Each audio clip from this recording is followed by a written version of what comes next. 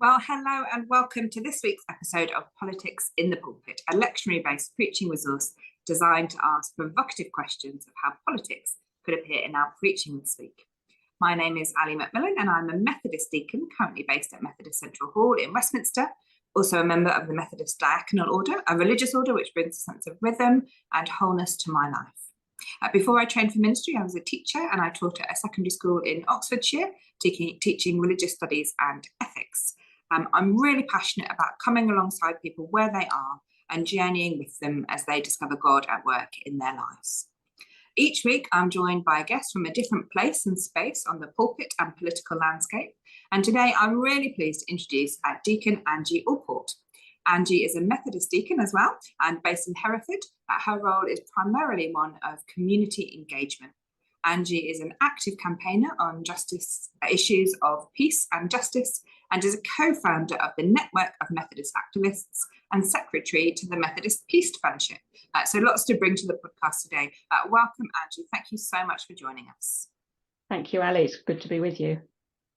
Well, we know that politics in the pulpit can be a bit of a contentious topic sometimes, but we believe that it's essential that the world around us speaks into our churches. I wonder, Angie, when you hear arguments saying that politics shouldn't form part of our preaching, how do you respond to those people?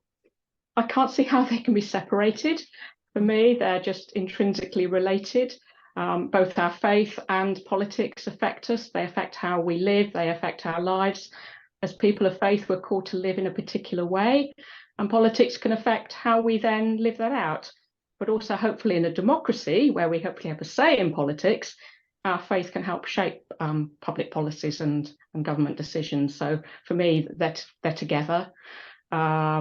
Jesus certainly wasn't backwards in coming forwards in calling out man-made. They were man-made then, rules that weren't in accordance with God's ideas for and aspirations for us as humankind and for the planet. And I don't think we should be reticent either. I do accept that it's perhaps the party politics we need to avoid. And certainly I've got no qualms in calling out bad policies and laws, whichever flavour of parties holding government office at the time. I have to say, I think criticism generally comes from those who think it's their politics that are being got at. Yeah, absolutely. I think we can perhaps relate to that, but it seems like you might have plenty to say to us today, so that's great to hear. Each week I ask my JPIC colleagues a little roundup from their expertise and what they think we might want to be keeping an eye on in the world this week. So some of their suggestions this week are some dramatic politics going on, obviously. Boris Johnson has left Parliament as a response to the Partygate scandal and has been joined by Nadine Dorries and Nigel Evans, both of whom are allies of his. And in Scotland, Nicola Sturgeon has been questioned by detectives investigating allegations of financial misconduct in the SNP. As well as those two kind of very political things going on, the illegal migration bill is going through the Lords process at the moment, with MPs and peers saying that it breaches a number of UK human rights obligations. So I wonder, Angie, from your context, what would you want us to hear as key justice issues or political events at the moment? Certainly for me, it would be around the illegal immigration bill. We have a asylum seekers hotel that's been taken over for the purposes of housing asylum seekers. They haven't been here that long, probably because time does fly, doesn't it? It probably have been with us 2 to 3 months, but there was a lot of objection to it happening. The usual stuff you hear that people aren't going to be safe, and it wasn't long after they'd had the fire at one of the other detention centres, and people will be starting fire. All the stuff you kind of get when anything contentious is put forward. Hey ho, they're here. I'm not aware that there's been any issues. As far as I know, we've got 110 men at a hotel here in Hereford, and certainly, sadly, I have heard some of that rhetoric repeated in our congregation. I'm sure other congregations have members that, depending on the press they read, they bring that to church on a Sunday. So I certainly want to talk about the whole issue of migration, and just a couple of issues that I've particularly picked up from sort of national news is around, the whole green agenda and just how far we are looking to achieve what we've said we're going to achieve. And the other thing I just wanted to pick up on, again, in view of the cost of living crisis, is I see that their government is suggesting not introducing the windfall tax, which to me just seems completely bizarre, not least of which we should have a cushion going forwards. But equally, it's the whole issue of tax justice and fair tax, which I know was last Sunday's theme, but we can see a pattern, can't we?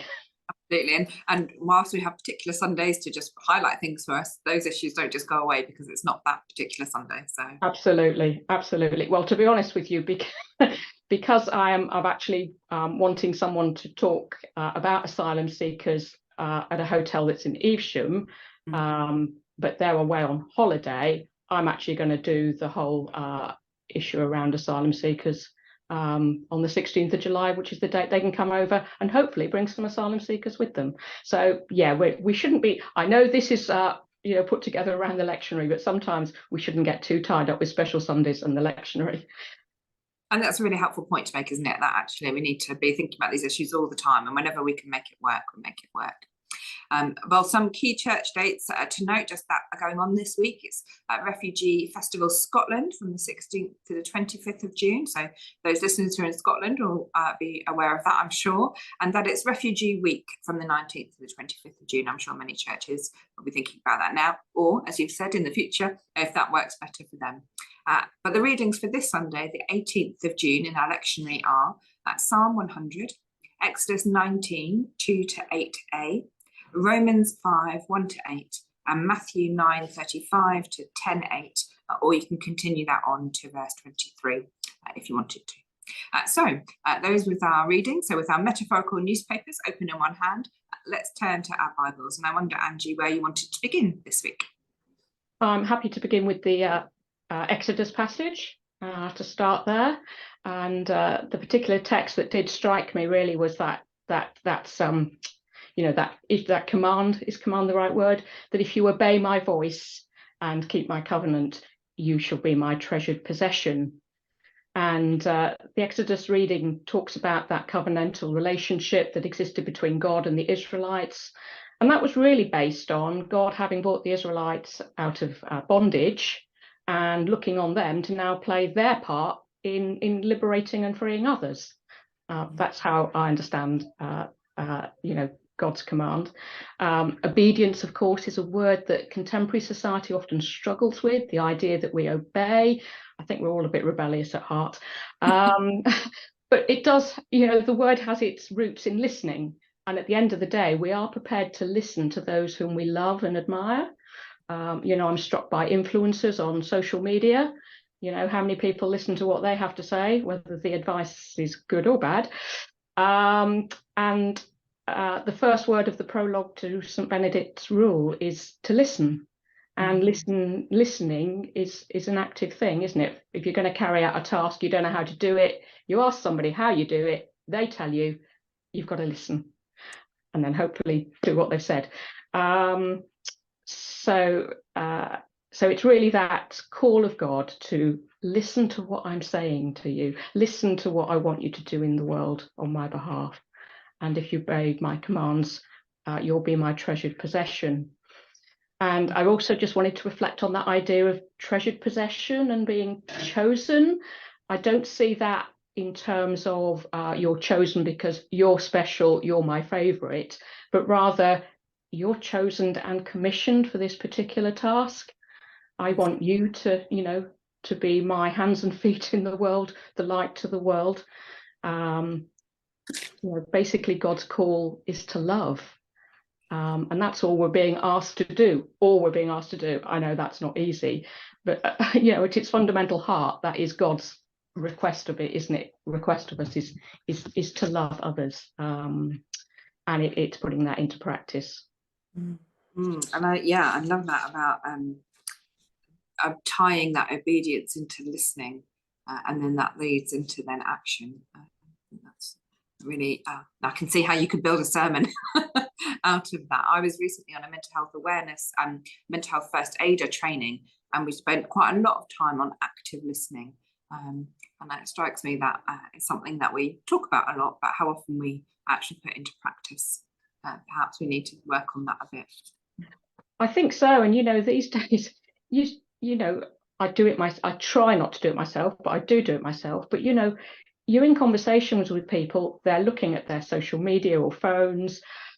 You even see people having conversations and they're on their social media. I mean, I was in a restaurant once and I saw this youngish couple who I would say were possibly on a first date or very early date, and they were both checking their phones.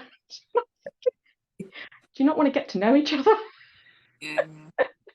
So easy though, isn't it? Because our phones are just here. My phone is just here even now. It's Oh, well, brownie points. I put mine in the kitchen. You definitely, yes, kept that. I wonder if there's anything in this Exodus passage which is challenging for us as preachers. I think the challenge really is that call to holy living. What John Wesley would have described holy living in the text. It's called, being called to be a holy nation. John Wesley used that term of holy living and called us to a life of holiness, which at its heart is right living. It's through living out the values of the kingdom of God. On the face of it, it's easy. Putting it into practice, it's hard. And that is the challenge, isn't it? And also, particularly around some of the sort of more moral and ethical issues, they're not always straightforward. Doing something right in one area impacts another area. So it's that's the challenge. I think that's the challenge, finding your way through. Yeah, well, I think we can all relate to that. That you say the nuance of making right decisions, which isn't always black and white. No. So, anything else on that passage, or do you want to move us to one of the passages? Other than, again, that idea of being sort of exemplar, whether it was the kingdom of Israel or whether it's us today, the idea is that it's through our example that we bring then others to God. It's not about necessarily preaching to them, but it's about sharing that love. And then, people and nations will come to God, which then kind of links into our Psalm 100, which was very much about envisaging the nations, all nations, coming to God in praise and worship. Oh, we love a smooth transition from one reading to the next. Yeah, let's have a look at the Psalm then. That exemplar living. So it's quite a short psalm in a sense. And for me, I was struck by its inclusivity. We are the sheep of God's pasture, as it says in verse 3. I read it as quite an inclusive psalm. As I say, the idea that all nations would be coming to God to offer praise and worship. But there's also something in that psalm about the character of God, God's steadfast love enduring for all generations, not just then, but for now and on into the future. The eternity of God. Yeah. And it's certainly a psalm that I've used liturgically in services, as a call to worship or as a response for congregations to use. So you can see how you might easily incorporate this into an act of worship.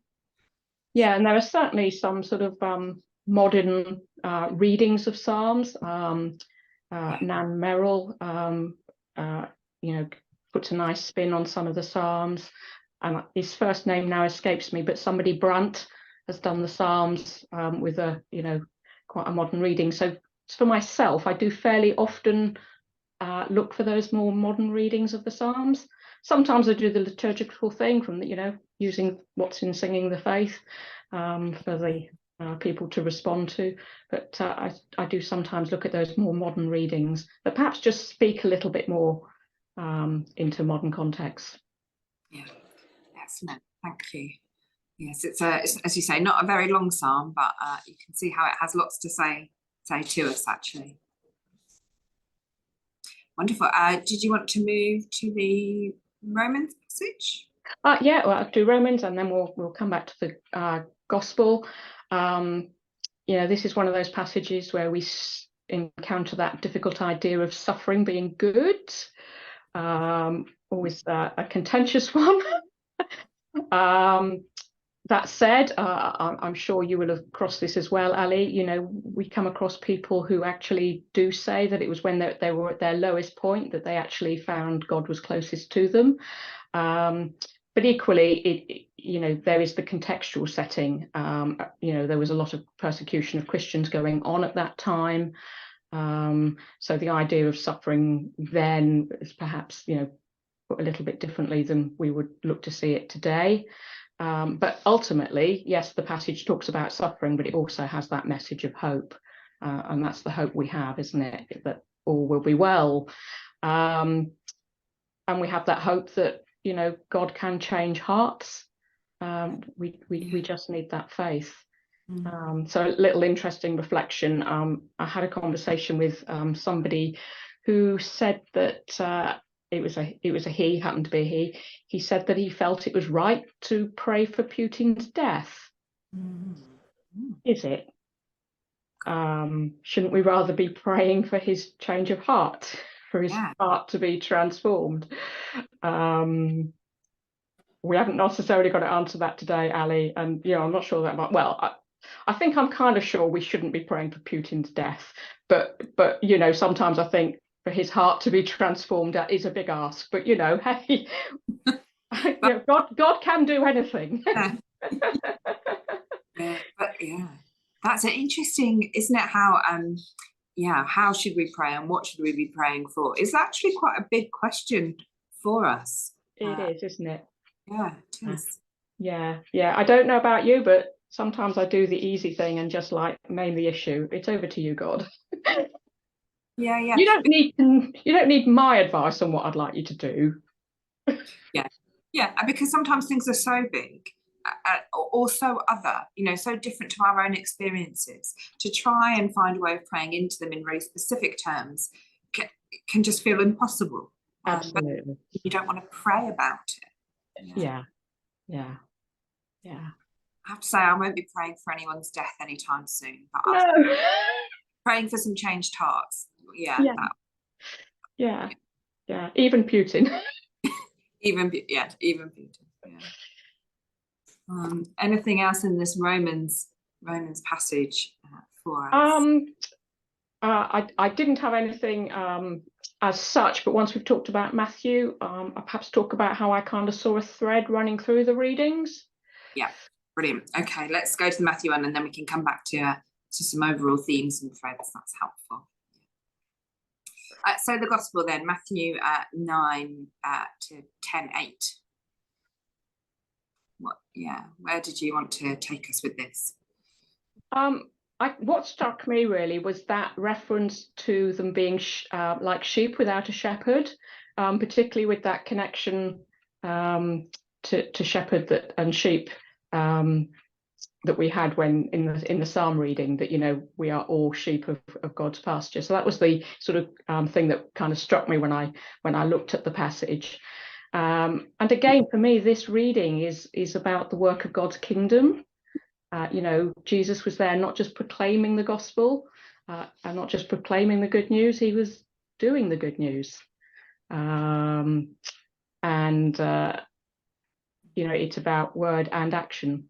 And when he commissioned those disciples, it was to do the same thing. It was go and preach the good news, but also, you know, he gave them power to heal disease and sickness, etc.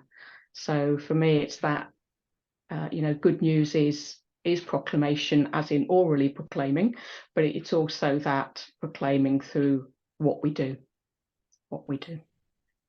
And tying your words and your actions together is so important, isn't it? I was lucky enough, was able to spend some time with our young people's group on Sunday, and we were talking there about how there's nothing worse as a witness than a Christian who is a horrible person and who, you know, is lying or cheating or stealing or, you know, doing, and you know, that's the worst witness of all, isn't it? Where you say one thing and do another. Absolutely. Yeah.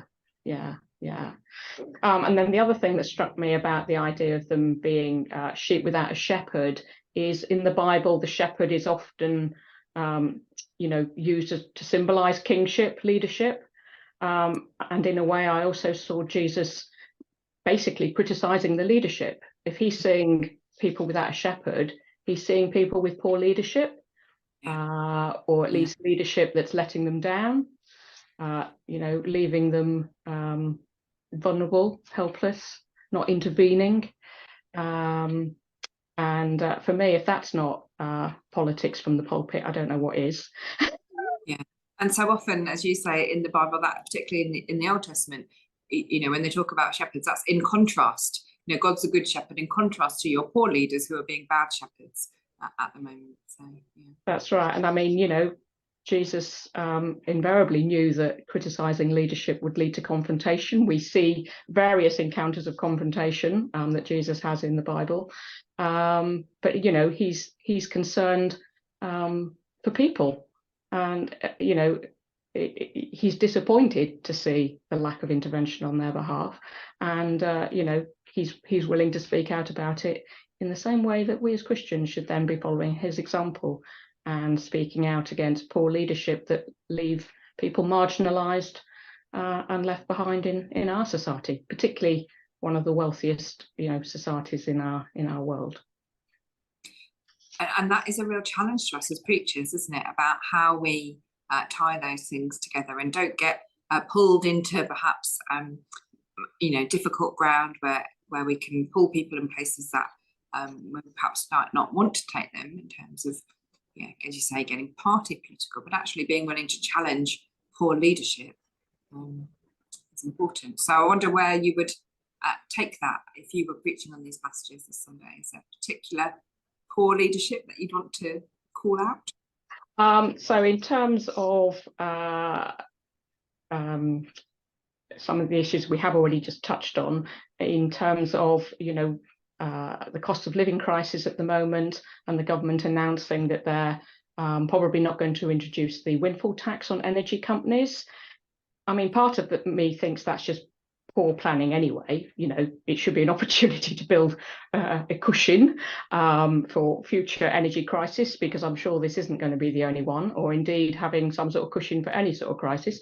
But equally, it also just relates back to the whole issue of unfair tax. And again, the government just being unwilling to address some of those fair tax issues, which, as I say, was really the theme of last week. But again, it is about challenging our leadership and the policies that they have, and particularly, as I say, that impacting on the cost of living, where so many people have been and are being left behind. We see food bank usage up, and by a lot, being used by lots of people that are in work. Yeah, increasingly so, isn't it? Yeah. Well, I think that gives lots of things for people to begin to get their teeth into. So what were some of those themes that you saw between the readings? Oh, well, just before we moved on, I also just want, no, that's fine, Ali. I also just wanted to touch on this idea of the harvest is plentiful and the labourers are few. A narrow reading of that text is often around, saving souls. We need more people to be saving souls, whatever might be meant by that phrase. But for me, the labourers are needed for the work of the kingdom. We have so many organisations, individuals, charities. They are working in hard-pressed places of this country and throughout the world. Seeking to bring love, peace, liberty, justice, and they're the ones who are struggling for, people on the ground. So for me, this passage is about the labourers for God's kingdom work, really, and not that perhaps more narrow reading that's sometimes attributed to this passage. And that might lead to evangelism, but as you say, if it's just going out and getting bums on seats, to use that fairly coarse phrase, but that's what people mean, isn't it, when they say this? But yeah, actually that really broad reading of, are you doing the work of God in the world? Yeah. That's really helpful. So then, anything else from this passage before I move us on too quickly? No, that's fine, Ali. No, that was the other thing I wanted to just sort of pick up from that particular passage. Yeah. So themes then, are you feeling as you're hearing, as you're reading them? Well, to be honest, when I first looked at the readings, I don't know what your experience is, but often you look at the lectionary readings and sometimes you see some obvious links, and other weeks you think, I'm not so sure they link up so well. My first reading was, I'm not sure they link up terribly well. But it was as I kind of explored them more and read them and pondered a bit more, I could kind of see a thread going through them, in a sense, and hopefully perhaps what I've already said picks up some of that thread. But Jesus' mission, when he sent the disciples out, he was quite clear that they weren't going to the Samaritans or the Gentiles. They were very much there for the people of Israel. So Jesus' mission was first and foremost to God's people, but we know that it was then subsequently extended to all people. For me, anyone going about the work of God is God's treasured possession, and the whole earth is God's. We are all sheep of God's pasture, as both the Exodus and Psalm reading said to us. And it's all the earth that is called to make that joyful noise to the Lord in the Psalm. So for me, it was around the idea of us all being described as sheep of the pasture, and some, though, for whatever reason, don't necessarily feel sheep of the pasture.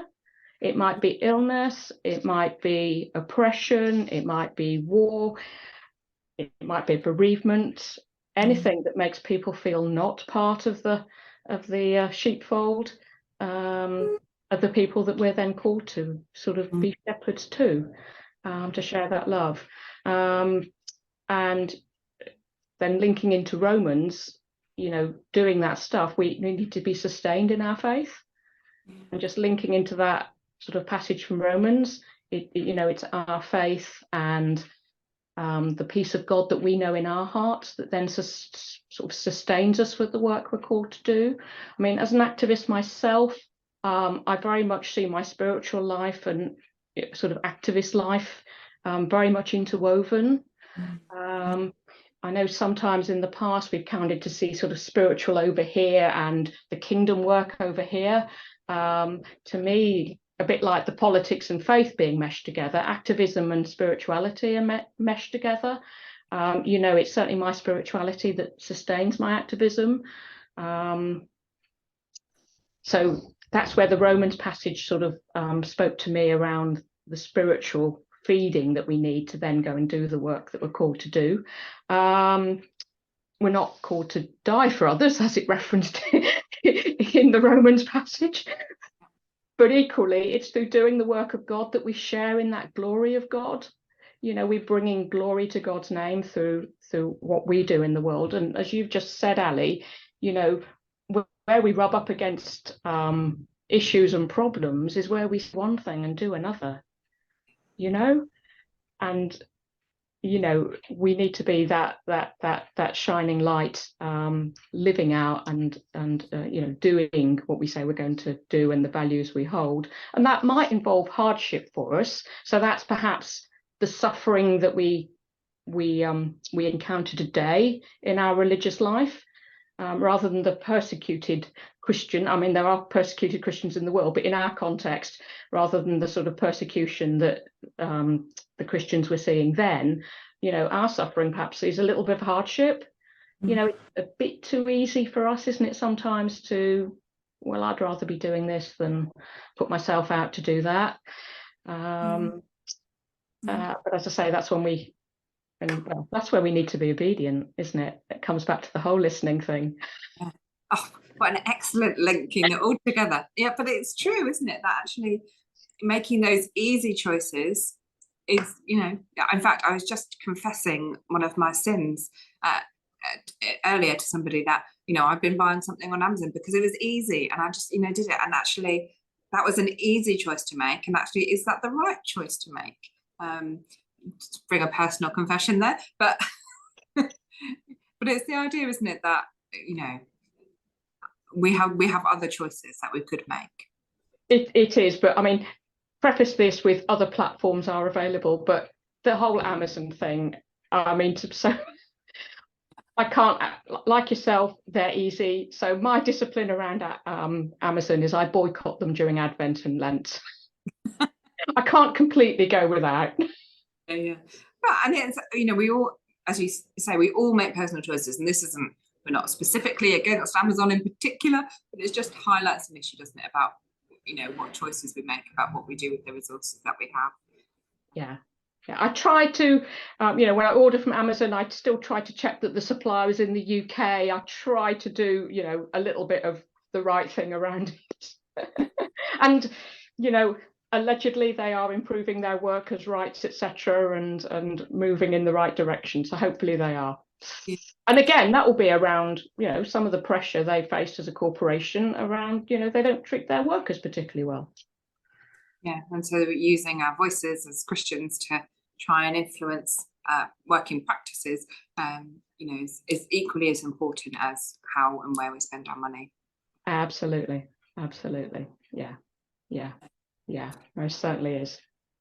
I think I sort of got us a bit off track then with my example, but any other themes or anything else you wanted to say about that theme running between the readings there? I think we've probably covered it, you know, with what we've said so far.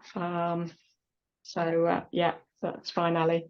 Wonderful. And any other things that you wanted to make sure that you shared today that we've not got to, or last thoughts that you wanted to make? I suppose really just around the whole illegal migration bill, you know, well, you can almost have the play on words, really, can't you? Because, you know, migration is not illegal. Human beings are not illegal, but the bill is illegal. So we have got an illegal migration bill. Yes.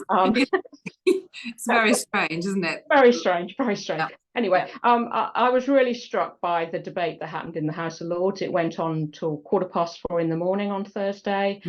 And although the House of Commons have already passed the bill, you know, there are a number of peers who are strongly opposed to it. Not least of which is Lord Dubs. I mean, you know, he's in his 90s and he's still campaigning for the rights of migrants and refugees. I mean, particularly children, because, you know, that's where he came from. You know, he was a child refugee himself. But, you know, for me, the bill, it's aimed at stopping people crossing the channel in small boats, is what it's aimed at. But the measures are just, they're criminalising the victims. They're not in any way addressing the people who are trafficking people. They're not addressing those who are making money off the back of vulnerable people. I just don't see it as solving the problem that, you know, it's purported to solve. Suella Braverman herself has actually made the step of making a statutory declaration under the Human Rights Act that she cannot state categorically that the bill is compatible with the European Convention on Human Rights, which, you know, it's beyond words, really. And at the end of the day, the European Convention on Human Rights isn't something that's being imposed by Europe. Unfortunately, it has that E word in it, doesn't it? Europe. But it came on the back of the never again of the Holocaust. We were proponents of the European Convention on Human Rights. It's got nothing to do with Europe telling us what to do.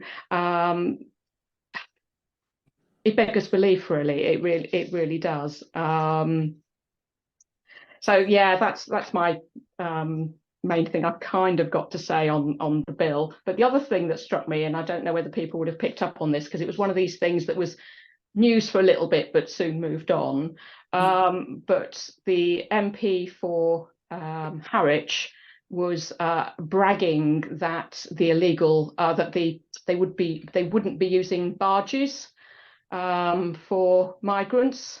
Yes, But he was celebrating, not because it's a inhumane thing to do, but around this whole issue of, you know, not in my backyard.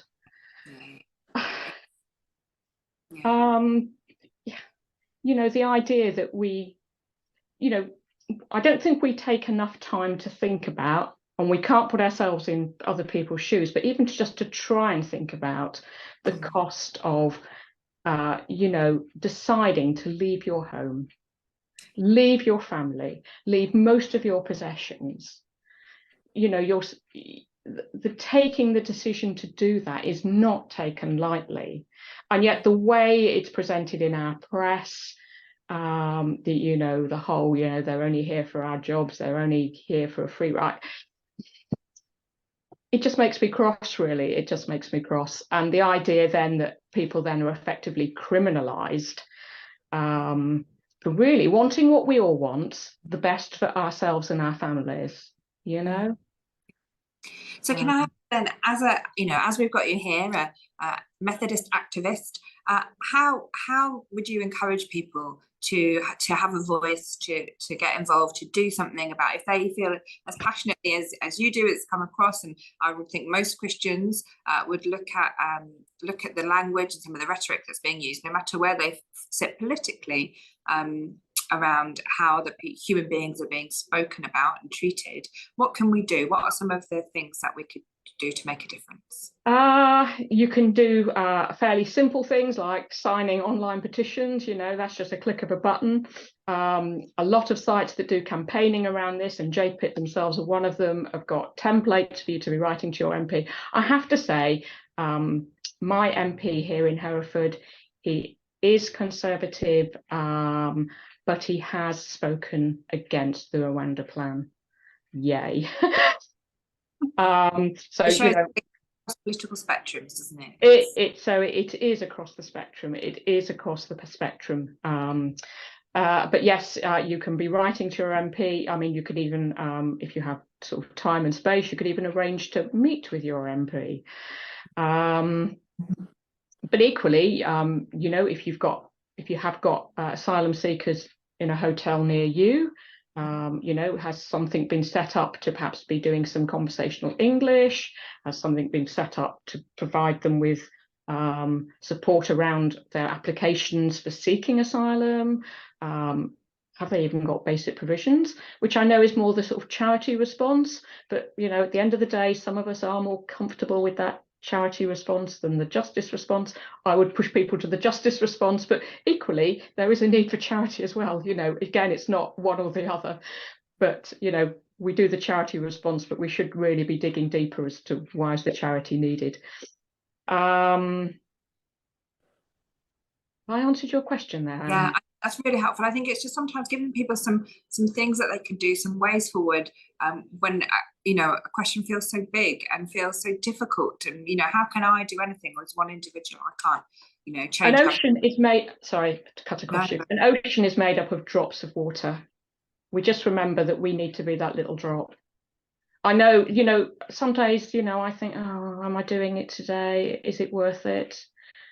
We all suffer a little bit of apathy, a little bit, oh, it's too big, I'm not going to make a difference. But if we all felt we weren't going to make a difference, we're not going to make a difference. But working together, and to be honest, justice stuff is the long haul stuff. The abolition of the slave trade, it wasn't done overnight. And for me, the text of, you will have faith to move a mountain, that's not magic wand stuff. But you will have faith until that mountain's moved. Well, I feel like that feels like a good place to finish, with that kind of call to action and that grounding in that actually a faithful thing to do, take that step. So thank you so much, Deacon Angie Allport, for being with us today, sharing your wisdom and your insight and your reflections with us as we wrestle with some of those biblical texts and how we might be preaching them in our pulpits this week. So thank you so much, Angie. Thank you, Ellie. Thank you. Well, if you've enjoyed this episode of Politics in the Pulpit, please leave us a review wherever you listen to your podcasts and share this episode with your friends. We have some online spaces where you can engage with us, discussions about faith and politics. So you can find us on Twitter at @pulpit_politics, or using the hashtag politics in the pulpit.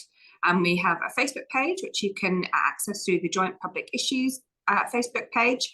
And don't forget, of course, there's the website, that's jpit.uk, that's jpit.uk.